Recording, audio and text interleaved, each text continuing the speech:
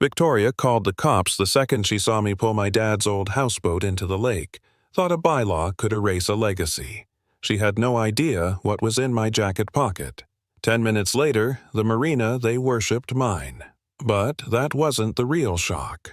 You think this is about a boat? It's about murder, stolen millions, and one woman who went too far until I went further. And trust me, she's not the only one going down.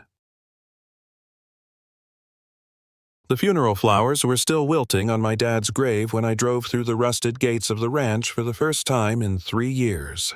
40 acres of Texas hill country, a house frozen in time, and a lake that held every memory I'd buried deeper than his coffin. I promised I'd visit after my next project. That was 8 months ago. Now, all I had left were voicemail fragments and regrets I couldn't drown. The house looked smaller than I remembered. The flower boxes Mom once tended were now filled with weeds and dust. But behind it all, 200 yards out, the lake shimmered like a silver coin tossed into God's hand. And, floating near the dock, was the houseboat, my father's masterpiece. Ugly as hell, sacred as home. I was still standing on the dock, soaking in the silence, when I heard tires crunching gravel behind me. 3 cars. One of them, white spotless expensive, stopped dead center like it owned the land. Out stepped a woman in tailored slacks, pearls and heels too clean for Texas dirt. She walked like she was late for a board meeting. Not a visit. "Jake Morrison," she called out. Voice tight, smile tighter. "I'm Victoria Langford, president of the Willow Ridge Homeowners Association. We need to talk." Flanked by 2 other board members, she marched across my family land like she'd bought the deed herself. And then she pointed. "That eyesore floating on your lake, it violates every aesthetic standard in our code." That was her opening move, a demand, not a request. But I wasn't here to negotiate. I was here to stay. Victoria didn't waste a breath. She snapped open a folder thick enough to choke a lawyer and started reading aloud rules, clauses, fines. HOA jargon, like bullets. "This structure," she said, jabbing her manicured finger toward the houseboat, "has until 48 hours to be removed, or you'll face daily fines of $500. I scanned the documents. Fresh ink, new formatting. The toner still had that chemical sting. "These rules were passed last week emergency board meeting," she added smugly. That's when I understood. My father died 3 months ago.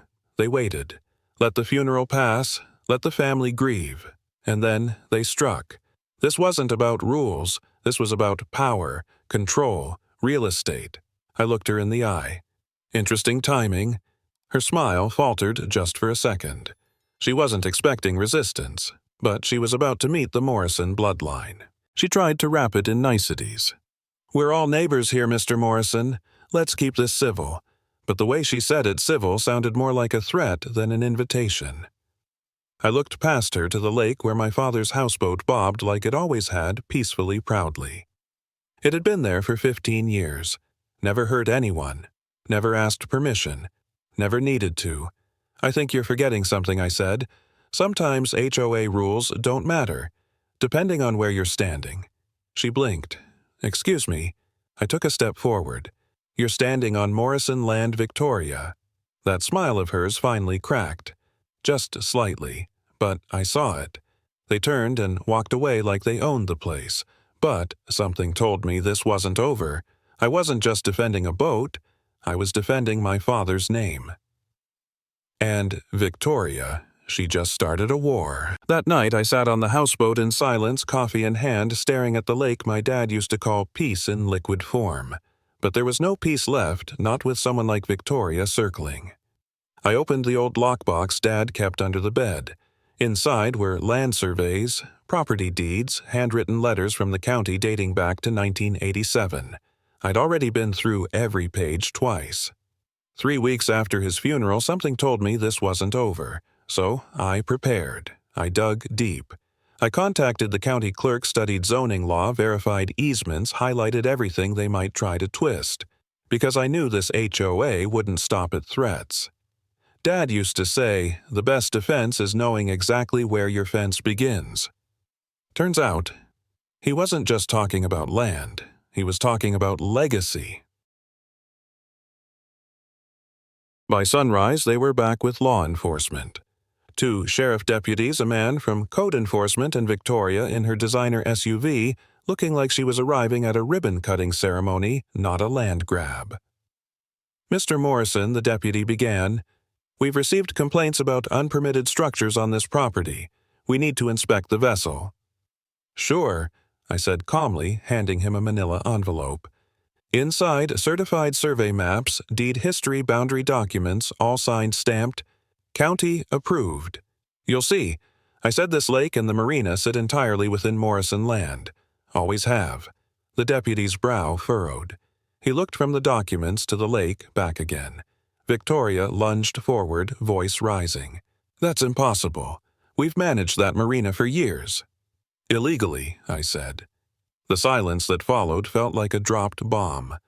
For the first time, Victoria had no words, just a twitch in her jaw and eyes that finally blinked. The code officer unfolded his own map, cross-referenced mine, and went pale.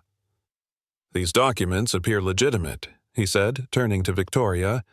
"The lake and approximately 10 acres surrounding it fall outside Willow Ridge jurisdiction." Victoria's perfect posture sagged an inch.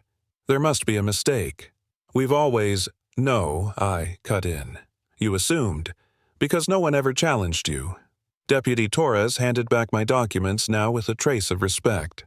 "Mr. Morrison, your houseboat appears to be moored on private property yours. You're within your rights." Victoria's mouth opened, then closed. Her fingers trembled as she fumbled for her phone. "I'm calling our lawyer," she hissed, already dialing. But she was too late. She'd come expecting submission, not strategy.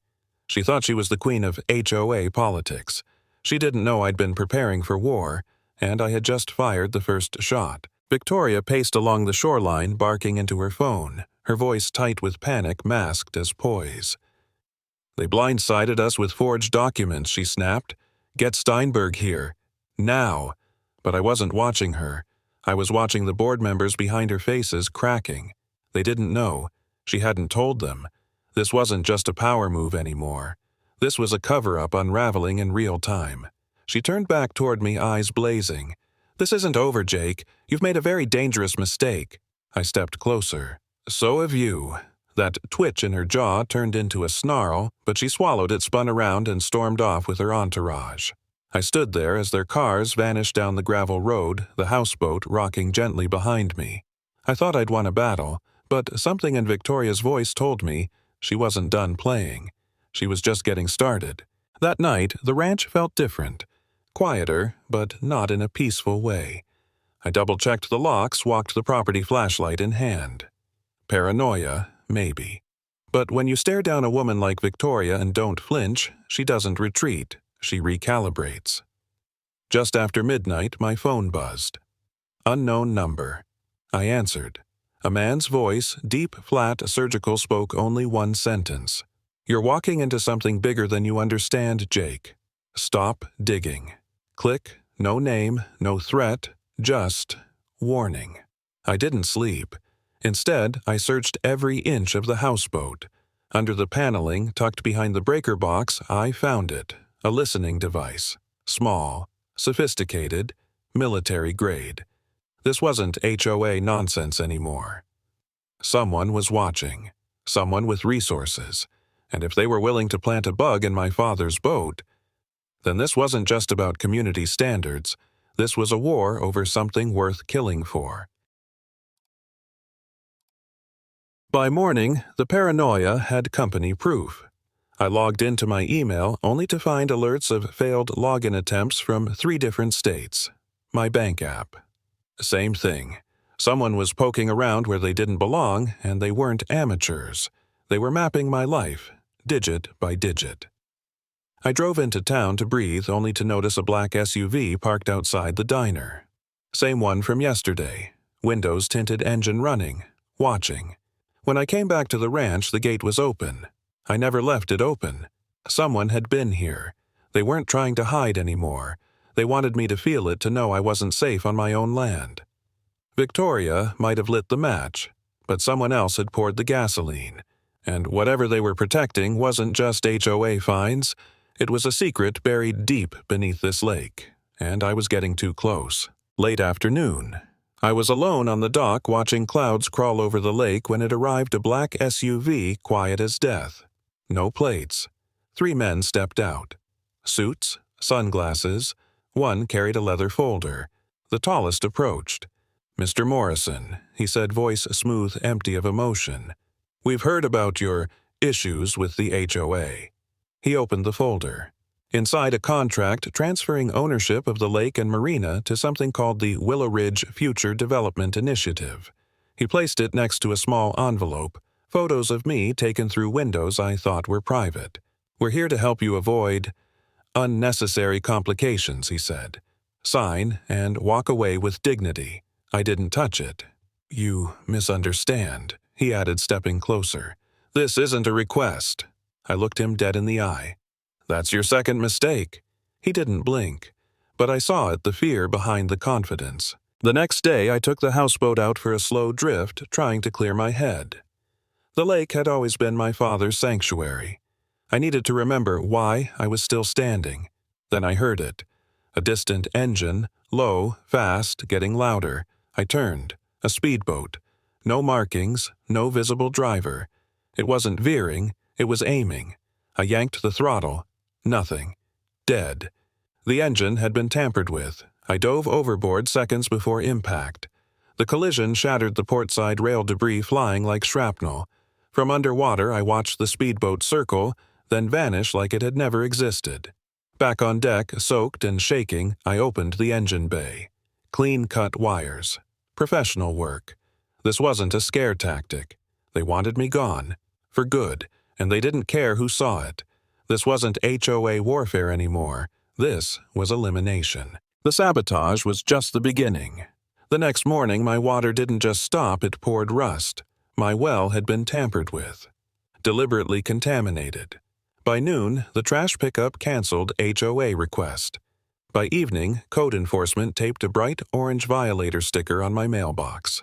Then I saw it. A black drone hovered near my upstairs window. Watching. Recording. Gone within seconds. At the grocery store, the manager who once drank whiskey with my dad wouldn't meet my eyes. "We've had complaints. Female customers say you've been following them." I stood there stunned. "They showed footage," he whispered, "from inside your property." That night, I found a trail cam hidden in a tree facing my bedroom. They weren't just ruining my name, they were watching, editing, framing. Victoria hadn't weaponized the HOA. She'd unleashed a surveillance war, and I wasn't being smeared, I was being hunted. That night, Elena called. Her voice trembled. "Jake, they're trying to paint you as insane." "What now?" "Victoria's been telling people you talk to your dead father, that you scream at night. She's even getting statements from Dr. Hendricks." That name hit like a punch. Hendricks was Dad's physician, trusted, respected. "She's pushing for psychiatric evaluation," Elena whispered. "She wants to trigger a wellness check. If you resist court order, maybe even conservatorship." I looked around the house. The blinking red light under the bookshelf. Another camera. Someone had planted it. It wasn't just about breaking me publicly, it was psychological warfare. They were staging a breakdown. Whispers became files. Files became proof. A paper trail of madness ready to be weaponized. Victoria didn't just want me gone. She wanted the court to erase me, to declare me legally invisible. And once that happened, the land would follow. I packed only what I couldn't afford to lose. Left the porch lights on, car parked in plain sight, a jacket tossed on the chair like I'd just stepped out. I needed them to think I cracked. Needed the world to believe the story Victoria was feeding them. Then I vanished. Rented a cabin 23 miles east. No lease, no paper trail. Elena rerouted my mail. I used burner phones. Changed my name on delivery apps. I became a shadow with one goal: find the rot. I filed FOIA requests, traced grant money, mapped construction permits tied to the HOA. And Richard Langford. He wasn't just unlucky. He was silenced. His final email to Victoria was a death sentence. Subject: I know what you've done with Hillcrest's accounts. 12 hours later, he drowned. But I knew better. He didn't fall, he was pushed. Richard Langford had been the HOA treasurer, quiet, meticulous, respected. His death was ruled accidental drowning. But something about it never added up. The timeline was off. His 911 call didn't come until nearly 3 hours after neighbors reported shouting near the lake. The autopsy, vague. No toxicology, no water in the lungs. Then I found it his work email from Hillcrest Construction, buried deep in a records request. In the weeks before he died, Richard had been conducting a private audit. $2 million in inflated contracts, phantom vendors, vanishing funds, and the last message he ever sent. To Victoria Langford. Subject: We need to talk. I know what you've been doing with the Hillcrest accounts. This has to stop. She replied 7 minutes later. If you say a word to anyone, you'll regret it for the rest of your life. That regret lasted less than a day. Richard never emailed again. The next evening, Elena called again. Her voice was shaky, hesitant, like she'd rehearsed this a dozen times. Jake, there's something I never told the police. I sat forward, heart pounding. The night Richard died, I saw them, Victoria and Richard, down by your lake, around 8 p.m. They were arguing loud. She paused. The official report said no one witnessed anything. I didn't want to get involved. But it wasn't just a marital fight, Jake. I heard her threaten him. I saw Richard storm off toward the dock. She followed. And then what? Then the lights went out. Silence. I left the window. I closed my eyes. That same dock, that same lake. Victoria didn't just lose her husband. She buried him. And now she was trying to bury everything: his memory, the audit, the evidence. And if I didn't move fast, she'd bury me too. I dug deeper into Richard's life, his insurance, his phone records, his final days. Then I found the break. A traffic camera 2 miles from the lake captured Victoria's SUV heading toward our property at 7:43 p.m., the night Richard died. Her 911 call logged at 10:47 p.m., claiming she hadn't seen Richard since before dinner. That gave her a 3-hour window. Enough time to argue, kill, and clean. But what came next chilled me. The Marina, our Marina, had installed a new security system 6 months before Richard's death. Audio, only motion-triggered backup power. I filed a records request under the guise of boundary research and got access. The first file was from 8:23 p.m. Victoria's voice. Richard, stop. We can fix this. Just listen to me. Richard. You stole $500,000. People go to prison for this. Then came shouting, a splash, and silence. Too clear to deny, too damning to ignore. The audio kept rolling. 10 minutes after the splash, Victoria's voice returned calm, rehearsed. He went for a walk. I assumed he was visiting Morrison Lake. When he didn't come home by 10, I got worried. She practiced the lie out loud. The pauses, the breath catches, even the exact words she'd tell the cops. But she wasn't done. At 9:47 p.m., nearly an hour before she called 911, the motion sensor picked her up again. Victoria's voice. I should have done this months ago. Richard always was too soft, too honest. I sat in the dark headphones in stomach churning. This wasn't just suspicion anymore. This was a recorded confession. She didn't just kill her husband. She plotted it, rehearsed it, covered it, and now she was doing the same to me. Only this time, I had the tape. I knew I couldn't go to the local police, not yet. Victoria had allies, influence, and if she caught wind of what I had, she'd strike before I could speak. So I built my case in silence. I gathered every file, every timestamp, every document, the survey maps, the audio, Richard's email, Elena's statement, the traffic cam footage. I built backups, uploaded to cloud drives, mailed copies to trusted contacts.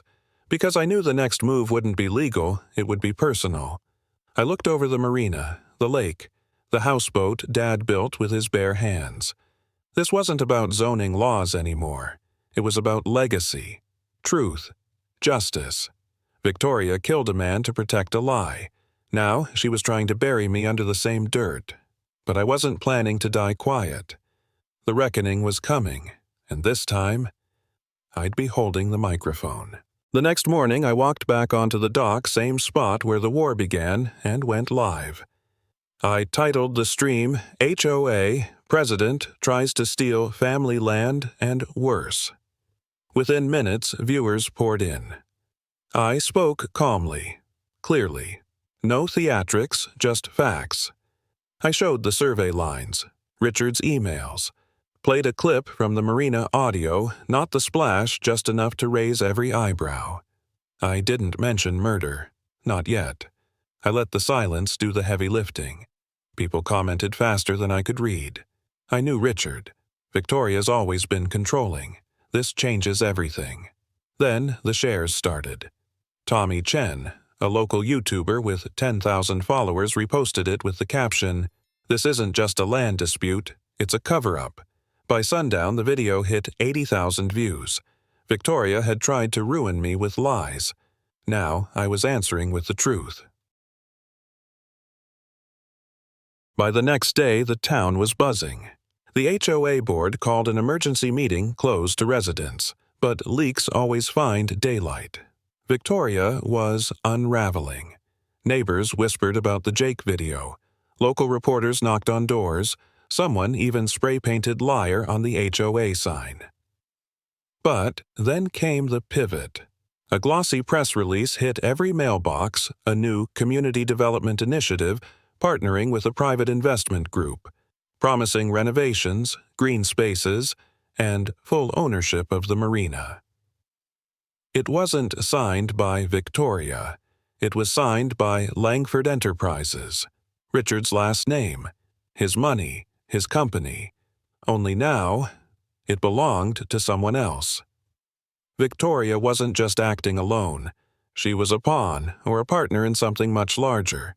Someone with lawyers, silence, reach. This wasn't about one murder anymore. This was about millions in land deals, and I had just kicked the wrong nest. That evening I got a message, no sender, just an address and time. Curiosity overruled caution. I arrived at a downtown office tower. Top floor. Empty, sweet except for one man in a tailored suit sipping whiskey. "Mr. Morrison," he said without looking up, "I admire your tenacity, but this isn't your story to tell." He finally faced me. Charles Vane, developer, political donor, the real owner of what Langford Enterprises had become. Victoria was sloppy, he said. Emotional, but necessary. She helped us acquire rights to that lake. Until you got noisy. He slid a folder across the table, photos of me, my cabin, Elena. Notes, schedules. You walk away now, no one gets hurt. Fight, and you'll vanish like Richard. I stood. You killed him. He smirked. No. We decided he was redundant. Now I knew. Victoria was just a pawn. This was the king's game. I left the tower shaken but focused. I knew what Vane wanted: silence. Surrender. He'd underestimated one thing: I wasn't alone. Or so I thought. That night I met with Luis, my attorney, the only person who knew every detail. I handed him a flash drive. "If anything happens to me, release this." He hesitated. "You sure you want to push this?" His voice cracked just barely. Then I saw it, the flicker. Guilt. I checked my phone later that night. The encrypted upload I'd set to autosend disabled, from Luis's IP. My blood turned cold. He'd sold me out. I wasn't just fighting HOA lies or corporate corruption anymore. I was surrounded. Bought judges, paid lawyers, dirty land agents. Even my own defense was leaking. They weren't trying to win. They were trying to erase me from the map. And they almost had. I didn't sleep. Didn't eat. I packed every file, every recording, every thread of truth into one presentation. This wasn't just about Victoria anymore. It was about Richard. About land theft. About a shadow network hiding behind HOA bylaws and corporate fronts. I called in favors. Scheduled a public forum at the Willow Ridge Community Center, Victoria's stronghold. No announcements, no warnings. Just me walking through the doors at 10:00 a.m., sharp briefcase in hand. Victoria was already at the podium preaching community healing. Behind her, HOA members, city officials. Even Vane in the back row, arms crossed, smiling. I walked up front, plugged in a drive. "Before you go on." "Victoria," I said, voice steady, "I think they deserve the full story." And when I hit play, the room forgot how to breathe. This wasn't a land dispute anymore. This was an autopsy of power. The speakers crackled, then came Richard's voice. Then the splash. Then Victoria's cold rehearsal. He went for a walk. The silence was electric. Eyes widened. Some gasped. Others stepped away from her like she carried poison. I laid out the timeline, the financial fraud, the forged contracts, the secret meetings, Richard's email, Elena's testimony, the Marina's stolen jurisdiction, and the photos, Victoria's SUV, the time-stamped footage, everything. Victoria tried to speak, but her voice caught. "You think this proves murder?" she snapped. "No," I said, holding up the final folder. "But this does." Inside, a signed confession from a whistleblower inside Langford Enterprises linking Victoria directly to Vane's land laundering scheme. Payoffs? Silence money? Everything. Her hands trembled. Then behind me a voice rang out. "Victoria, Langford." Deputy Torres said, stepping forward, cuffs in hand.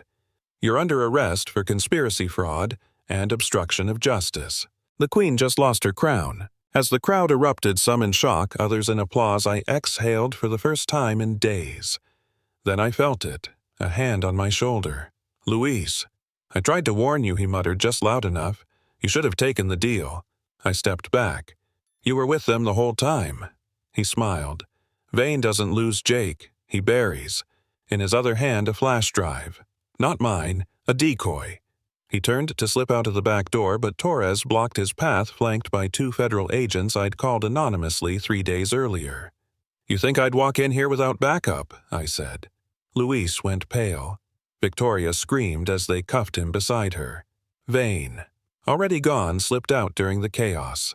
But not far, because this wasn't just Victoria's downfall. This was the start of exposing everything, and I wasn't done. Not by a long shot. 3 months later, the Marina looked nothing like the battlefield it had been. Victoria had pled guilty fraud, conspiracy, obstruction. 25 years without parole. Luis lost his license. Federal prosecutors opened an investigation into Langford Enterprises. Vane vanished. But not forever. The lake, once claimed by greed, was reborn. We renamed it the Richard Langford Memorial Marina, to honor the man who died trying to expose the rot. Families returned. The Houseboat became a floating classroom teaching kids about water safety, resilience, and truth. The community that once turned its back on me, now they showed up with hammers and paintbrushes helping rebuild what greed tried to destroy. And my dad. His voice still echoed across the water. "This place has stories you ain't heard yet." Now it did. And this time, they belonged to the right people. This story wasn't just about a boat or a lake. It was about truth, how it can be buried, manipulated, and nearly erased, but never destroyed. Power can be abused. Rules can be twisted. But with knowledge, patience, and courage, even the darkest secrets can be brought into the light. If you're fighting for your land, your legacy, or your loved ones, don't back down. Learn the rules better than those who break them. Because sometimes control isn't about order, it's about hiding something worse. Thank you for watching. If this story moved you or reminded you of someone who needs to hear it, consider liking and subscribing. Every voice matters, every truth counts, and we'll be here telling the stories they don't want told. See you next time.